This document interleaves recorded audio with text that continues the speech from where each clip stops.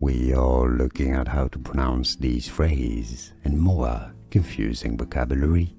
Stay tuned to the channel to learn more phrases from French originally. So, for reference, in French it is pronounced as art with a silent T, art brut with a very specific U sound for the letter U. In French, brut doesn't have a silent T, unlike art. So, art brut, you can say it if you want to mimic French, art brut. Or some say it also, like in English, as art brut, art brut. We are looking at how to pronounce these phrases and more confusing vocabulary.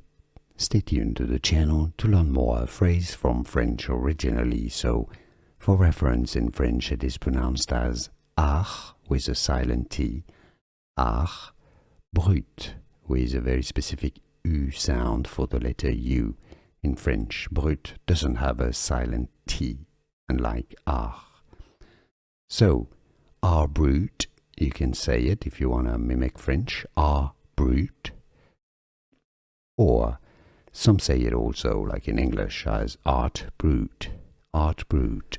Here are more videos on how to pronounce more confusing words and names too many mispronounced. Like this video if you found it useful. I appreciate your support. I'll see you soon and thanks for watching.